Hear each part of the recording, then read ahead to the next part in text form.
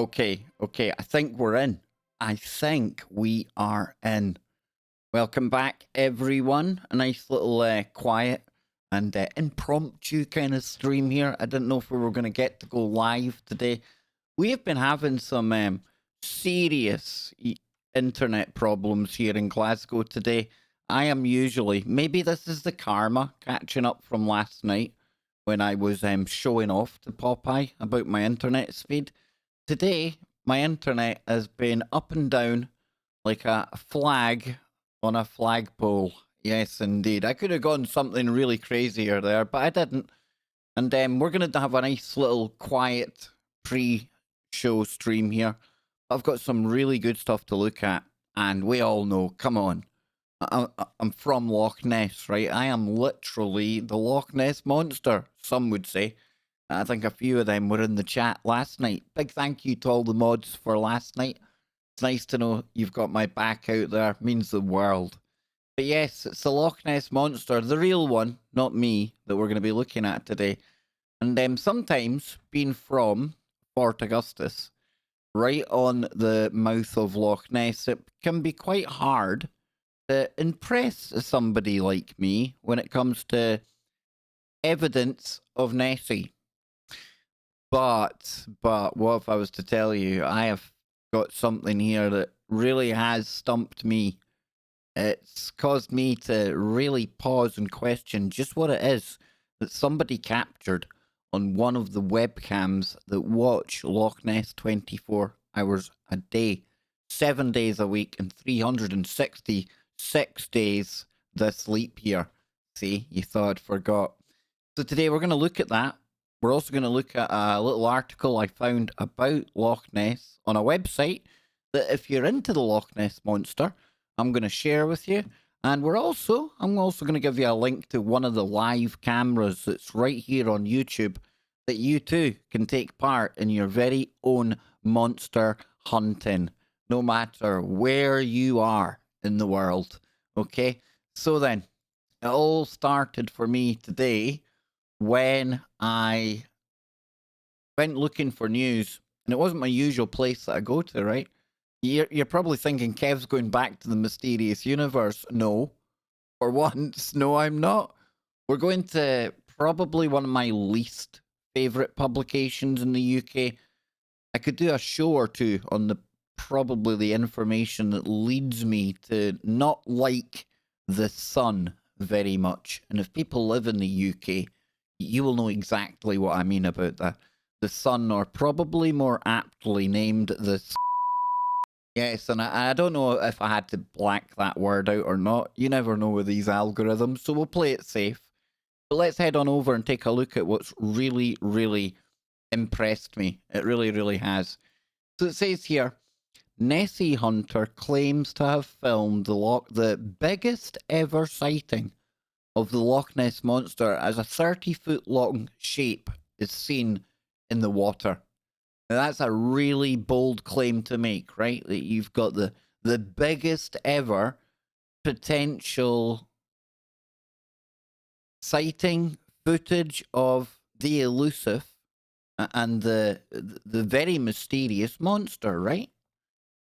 Wait till you see this, folks. This truly is impressive. So if we scroll down here, and hopefully you'll be able to see that right there. Now, I've got that circled there. But it's not just a picture, because a picture is really, really hard to tell. Now, you're going to have to take my word for this. And I hate to do that. I always tell people, never trust anyone. But as somebody that's driven up and down that road, who knows how many times growing up and as a young adult, and even when I go home and visit today, that there, something that size at that part of the loch, the trees in the foreground here can be quite deceptive, because that webcam looks down over a hill, and the actual loch at that part is about a mile wide. Okay? So that's a huge object. But wait till you see what happens next. Take a look. You can see there, it's just there, it's looking pretty big.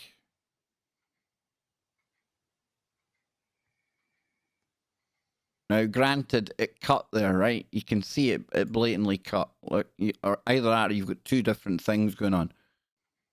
So what I think's happened is, I think the guy has probably... This is probably a longer clip.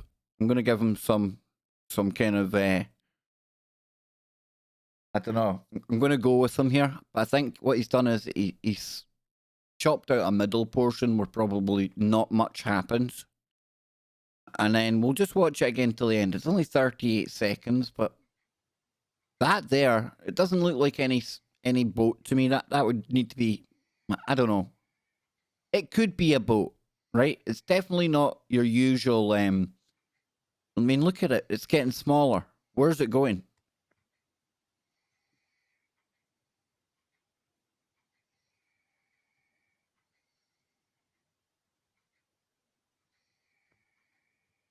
Pretty weird, right? Pretty weird. So yeah, it says here, a Nessie enthusiast claims to have spotted the Loch Ness Monster for the third time this year, recording the biggest ever sighting of the beast. Now, Ewan or Ewan O'Fagan. There you go, Monday morning. Hang on. And this cat, he like watches this. It must be religiously, because he's had a good few sightings. I recognize his name from doing this. And he believes he saw the mythical creature in Uchart Bay last Wednesday, April the 22nd, after spotting a 30-foot long shape in the water. Now, footage of the sighting, which has since been confirmed by the official Loch Ness Monster Sightings Register, is thought to be the largest ever. Now, in the video, a long black shape can be seen floating atop the water. The mysterious object remains suspended in the water for a few moments before slowly submerging over the course of 2 minutes. As the clip ends, the shape disappears without a trace under the tranquil waters of the loch. So there's obviously a very much longer clip that we need to get a hold of. Speaking to Ewan, and it said, the object came up out of the water and stayed motionless. And after a few seconds splashing, motions can be seen on the video. Then it submerged slowly into the loch, disappearing from sight. Now, the object, in my estimation, is at least 30 foot long, as shown by solid blackness in the water, rising to at least 4 or 5 feet high. I actually think that's quite conservative, and it's just a guesstimation, right? It's just me really guessing from my experience, and it's hard to tell. That's been zoomed in somewhat as well, because it actually comes from this camera here. Now, it's so hard to see this, right? But if we go back earlier on in the day, you see like these trees down here, or these ones here? That's the ones that is zoomed in on to show you that picture right there. So you're looking for that tree there. So that'll be us down here. And then you've got the other two trees there. Yep, there's the other ones there. You're talking about an object that was right here. Right about here. And that runs 24 hours a day, this thing.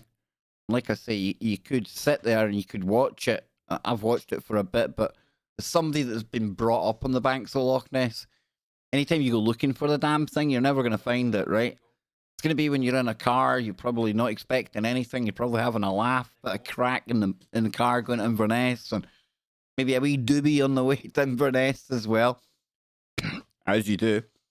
And yeah, I don't know, I'm really impressed by it, folks. You know I like my Nessie stories, and this for me here, it's got me scratching my head, right? And it says, it was amazing to see such a large image on video compared to my previous sightings. And this sighting is also special because there was no boat traffic or wave disturbance in the video, and the surface of the loch was calm. Now, he's no stranger to having caught Nessie, and we've looked at this guy's footage before. That's one thing that struck me in the video as well. Usually there's a telltale sign that it's a boat. You see a little wake coming off it in one direction or another. And when you watch that video, if we watch back again, Oh, it's gone to the other one. But when you watch that, there isn't any definitive kind of wake bin left, and that intrigues me because usually that's what you do see.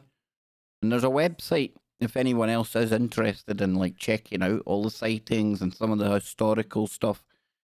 It's over at lochness.co.uk. Now, it's not the fanciest website in the world, right? But there's a heck of a lot of good information on here. And one article I want to get into, and I didn't really read too much, it comes from this website. It's a link down here that says, now where is it? Latest, the cryogenic theory. So I'm thinking to myself, usually when it comes to cryogenics, we're talking about these crazy rich people that want to freeze themselves and then come back when a later date when the technology can reanimate them, and you get it, right? Living forever, all that kind of thing, right? Well, this time it's to do with the Loch Ness Monster. Now, I've only read maybe 2 lines of this, so we're going to read this together. I'm going to come into the chat room, and then we're going to take another look at the pictures. You can ask me a question or two about Nessie. I don't think we've got much time, though, because I will be going on over onto the Kev Baker Show on radio later on today as well. And don't forget, you can catch it here on YouTube on the TFR Live channel. Okay, so let's take a look at this really quick article. And it says here, I'll blow it up so you can see it. Eminent Loch Ness researchers have recently discovered stunning new evidence that may help to prove the viability of a modern-day dinosaur. Using advanced cryogenic techniques, Professor Plume, what a name for a guy, and you'll see why I say that in a moment, right? But Professor Plume, PhD, of the European Joint Loch Ness Survey and Oceanometric Foundation, already world famous for his cutting-edge research into heat-producing sulfur vents beneath Loch Ness, has successfully frozen and thawed a fertilized chicken egg. Now, I laughed at his name because his name is Plume, and he goes about looking at the plumes that come out of oceanic vents. I thought it was funny, all right? But we've got these strange vents at the bottom of Loch Ness that we're hearing about then. And that means you've got that warm water that comes up from the planet. And around that warm area of water, as we see in the oceans, the most mysterious and magical and weird looking life takes shape, right? So only, and you got to remember, Loch Ness very deep, pressures very big. Who honestly knows what's going on down there? The plot thickens, or does the plume thicken? Boom, boom. So speaking from his high-tech research base near Loch Ness, the professor was keen to inform the Loch Ness Free Press that he believed it may have been possible for the Loch Ness Monster to survive several million years frozen beneath the supercontinent Pangaea before it broke up to form Europe, North America, Japan, and the Falkland Islands. Now, due to this website's support, LNFP can now bring you this world-exclusive dissertation recently released by Professor Plume, PhD, and then it goes on to have a whole heap of letters after his name. So, you ready? Loch Ness zooplankton and cryogenic distribution and deployment equivalence theory. And again, like I say, it's from Professor Plume, PhD, and Stuart Pott, Professor Kettle et al. Et al, indeed. So I may possibly be one of the most qualified and eminent scientists to have studied Loch Ness. And it is with great pride that I can now offer up my latest theory for Nessie's miraculous survival into the 21st century. Now, before I elaborate, it's important to realise that many so-called Loch Ness researchers and investigators, some of whom it seems are just amateurs with theories or blinkered vision, would that be me? Have tried photographing, scanning with sonar, often little more than glorified fish finders, beating drums as if Nessie were some kind of demented earthworm and would think it was raining topside, and fishing and dredging or lolling about in homemade submersibles. I have always taken it for granted that Loch Ness has been home to at least 14 unique plesiosaurs, since the Ice Age, and I believe that a good deal of evidence exists to support this contention. Well, hang on a minute. Hang on now. Is it going to work? No? It worked. Have we stumbled into some scientist's life work that has concluded not one plesiosaur has been in there, but 14 of them? Dang, what kind of woo is this? I'm liking it though. For example, so many witnesses have seen plesiosaur-like forms both in and around the loch. The Spicer sighting, the eerie Spocker-Jackson sighting, and the famous surgeon's photo all clearly seem to show a plesiosaur-like head and neck. I don't believe that any of these incredible sightings and reports are fakes, and would challenge anyone to prove such a thing. Indeed, taken together, the evidence is quite overwhelming, and it goes a long way to explain the enduring legend of seahorses, serpents, and beasts in Loch Ness. The scientific task for my Loch Ness research project is therefore not to prove that a monster, Nessie, lives unseen in Loch Ness, but rather to establish the mechanism whereby she managed to reach the loch and survive, with her peers 350 million years after the rest of her kind went extinct. This is perhaps the most incredible story of scientific discovery since Darwin.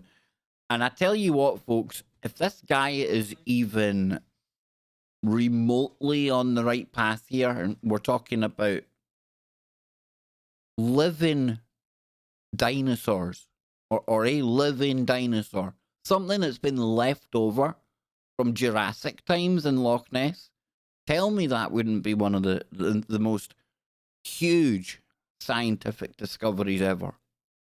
Wow. So as I put together my Loch Ness cryogenic distribution theory, I soon realised that the main problem would be establishing a credible mechanism whereby dinosaurs could move from their home on ancient Pangaea into Loch Ness and survive up to the present day. I believe cryogenics may well be the answer, but it is easy to see how dinosaur eggs could have been trapped under the seismically disturbed crust that formed Pangaea. Now, here they would quickly freeze to temperatures well below minus 150 degrees Celsius, and as my new laboratory has demonstrated, survive for up to 350 million years. It is important to note that I have extracted core samples from the loch's bottom that yield silicate and mineral samples consistent with a sub-aqua environment that could assist aquatic and semi-aquatic creatures. Hundreds of millions of years ago, Pangaea broke up into some of the continents that we see today, and I am convinced that the frozen dinosaur eggs survived and were carried by the shifting land masses until they reached the area known as Loch Ness.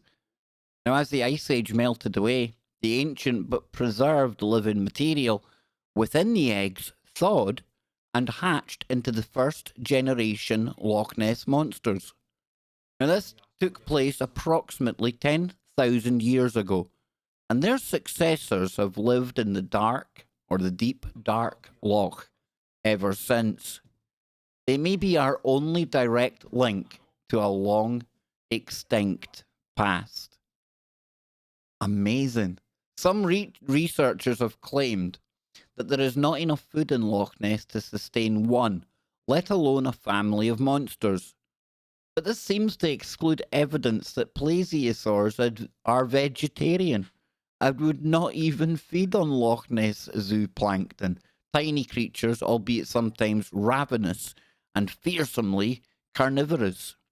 I am delighted that my organisation is now receiving sponsorship and support from many bodies, including Loch Ness's top award-winning website, Nessie on the Net. And the website supports many scientific studies into Loch Ness phenomenon, and we are honoured to be a part of their incredible project. Anyone wishing to find out about sensible modern-day research at Loch Ness can contact its webmaster.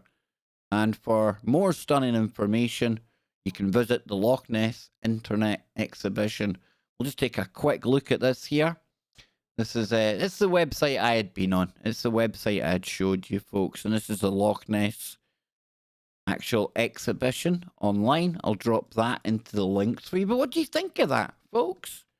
That's pretty cool, right? And I get where the dude's coming from, you know? If you've got these eggs that were frozen and remained frozen and they were situated in and around Loch Ness, ice starts to thaw. You've got these vents on the bottom as well. You've got nice warm water, heats things up. Eggs start to get reanimated. Something that when it comes to real cryogenics, they haven't cracked yet. I remember myself and Scotty Lopez covering a company, I can't remember the name of them, but their product came with a guarantee that it was 100% lethal. Because they had to do this process actually before you died. And you got injected with this kind of serum, this liquid. And yeah, like I say, not much of a selling point when you've got to put 100% lethal on the tin. I tell you what, I like the idea of the cryogenic Nessies. I am going to be digging deeper into this. It's something I think we've spoke about a couple of times on the show, the potential for a dinosaur to be around now. And in Loch Ness, well, what better place? And you might think, well, Scotland, it's not notorious for dinosaurs, Kev. Well, in recent years, I think that's changed because we've had some of the most important dinosaur finds happening out on the Isle of Skye. And I can pull it up here. I'll show you where the Isle of Skye is. Here we go. If I come over here. Map of the Isle of Skye. So if I zoom out a little bit. Well, that's roundabout. If you come in here, Inverness, Fort William. I'm right at the start of Loch Ness, which is there, Fort Augustus. And if you just come across, there you go there. Look, the island of Skye. Just go there all the time, play shinty. But if you type in, if we come back here, hang on. There we go.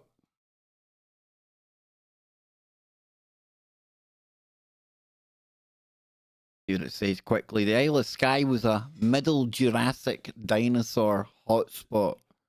Isle of Skye off the northwest of Scotland. Oh, go away. Was home to a wide variety of dinosaurs in the Middle Jurassic period. So there you go. Paleontologists at the University of Edinburgh discovered around 50 preserved footprints in mud flats revealed by storm activity. And they believe the tracks could be some of the oldest evidence of large-bodied herbivorous dinosaurs. Yeah, so about 175 million years ago, troops. That's when we're talking about. There were dinosaurs kicking about on what is now Scotland today. Ah, yes. Renowned for our warriors like Wallace, things like that. But now, you know, we're starting to see we had the big boys here back in the day as well. Now, I don't know if we evolved from the dinosaurs, and Anne's laughing. She really is. But I tell you what, I'm that small, I could probably get a bath in a dinosaur's footprint. So that's all I'm going to say about it. But I'm going to come into the chat room. I'm going to see what you crazy cats out there are talking about. And I see Just Be Happy. He's talking about one of my other favourite cryptids, which is Champlain. Champ. And that's Lake Champlain, of course. And that whole area, that's a hotspot, dude. There's a whole heap of woo goes on around there. I had an ex-policeman, state trooper, from near that area. And he was talking about the time when he was on duty and he came across a Bigfoot. So there's a whole heap of woo goes on up around that area. And isn't it interesting, in an area like Lake Champlain, you've got the monster, you've got the woo, you got the Bigfoot, the UFOs. Well, what do you get up at Loch Ness? It's not just simply monster sightings, is it? I've told you that over the years. Even there, they were talking about seahorses, and I've told you the one about the thing that looks like a camel with an Indian on its back. There's weird woo. You got Crowley up there. You've got all the paranormal, freaky deaky stuff. You've got all the locals that are into Ouija boards and things. It's crazy. Even Anne's laughing. Anne's laughing because she knows what it's like. It's like an episode of Bewitched. It truly is. So I do not know what's happening up there. I was born and bred in it, and I still don't know what was going on up there. But I tell you what, it's left me with a little touch of the woo, right? A little touch of something. I hear you saying, don't. But anyway, I'll be back in a moment. I'm going to look at the chat room. I'm going to get a drink of my coffee that Anne didn't make, but I've got some chips here, so that'll do. And then, folks, we'll shift gears and we will get into the main show on TFRlive.com. Don't go anywhere. I'm going to be back after these short and crazy little tunes of ours. Oh, yes, Lance, you may be correct. I think Anne has used up her laugh quota for the month. Ah.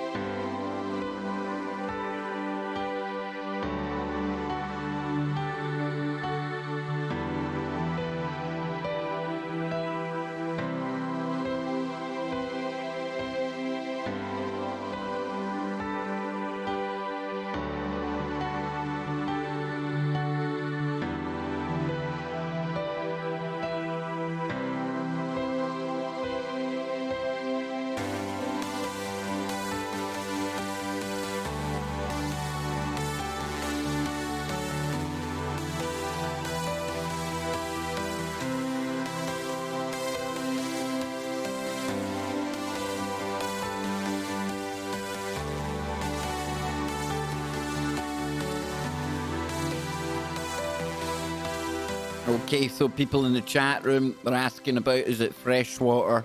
Is it salt water? No, that's fresh water. Yeah, it's definitely fresh water. I wouldn't go drinking it right enough, but it is fresh. No, it's not salt water.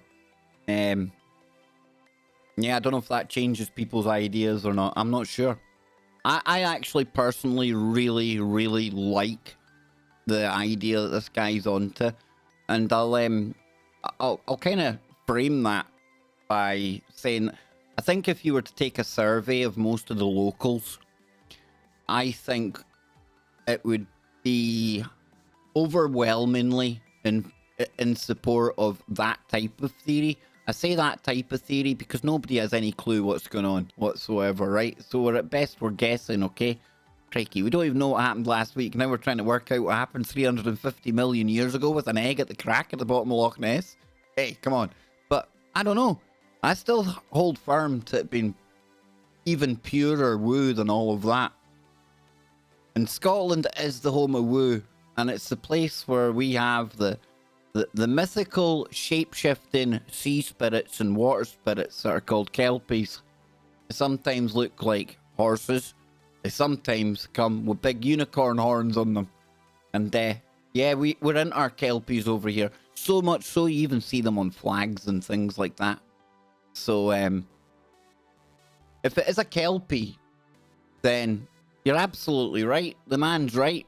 It is a dinosaur. Sometimes, some days. And then anyone else out there, whatever idea you've got that it might be, you're right as well.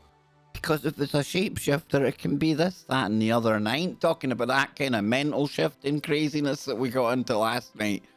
That's a whole different level of... That's not woo. That's insanity. But, yeah. So I still... My idea... Again, it's just an idea. It's in no way designed to influence how you think about anything. I still go for the whole Kelpie idea. It's pure woo. And if one day they support that somebody spots a Bigfoot at the side of Loch Ness, I'll be sitting here. I'll be winking. We know what it is, right? As I told you first. It's all of the above. It's a shape-shifting water spirit. What can I say, folks? I don't have letters after my name. Maybe I should, though. Kev Baker. Woo. Aye. Anyway, folks, I've got 10 minutes to get out of here. I've got absolutely nothing to talk about on the Kev Baker show today. I ain't even lying. So join me 10 minutes from now to see what I've got lined up for today. Oh, you don't think I would go in totally unprepared, do you? Only sometimes. So I'll be back on TFR Live in 10 minutes. You can get it over there, tfrlive.com. Or you can get it on the YouTube channel here on YouTube, funnily enough. Yeah, that one was quite self-explanatory. Didn't work, that one, did it? So at this point, I'm best just playing my outro and getting the hell out of here, right? Keep your mind open. Keep looking for the woo, but not to the point where your brain turns to black goo.